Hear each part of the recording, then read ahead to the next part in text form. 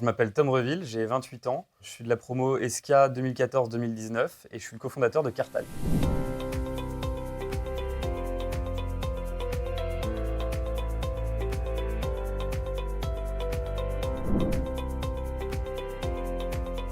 J'ai passé 3 ans sur le cursus programme grande école de l'ESCA classique et ensuite je me suis orienté vers le master communication et médias digitaux.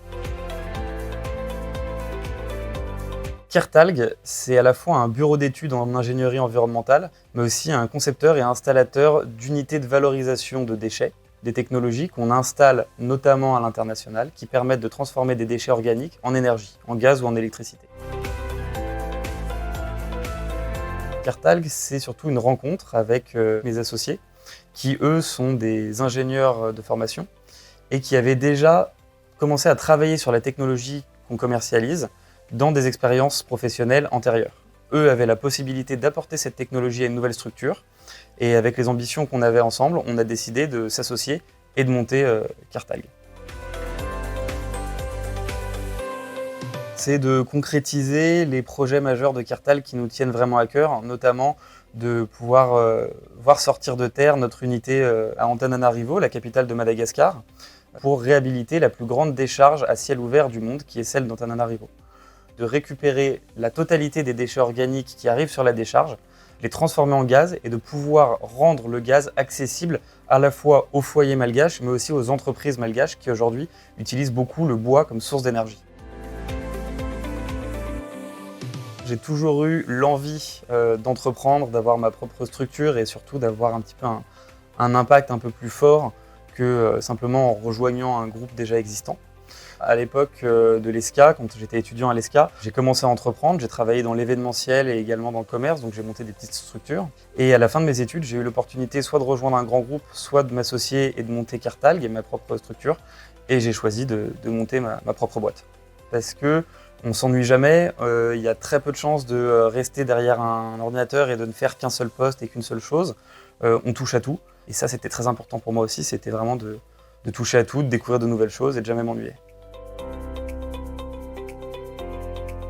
L'ESCA m'a apporté une grande ouverture d'esprit, puisqu'on y apprend pas mal de choses, de la compta, la finance, au marketing, à l'entrepreneuriat. Donc quand on se lance derrière à son compte, c'est une bonne manière de savoir à quoi s'attendre. Et puis ensuite, dans un second temps, l'ESCA a continué à m'accompagner une fois qu'on a créé Kertalg, via la bourse Entreprendre qu'on a remportée en 2021. Et également, ESCA et ESCA Alumni nous ont vraiment fait bénéficier de leur réseau pour des relations presse ou des rencontres plus business et très orientées et assez pertinentes avec notre activité.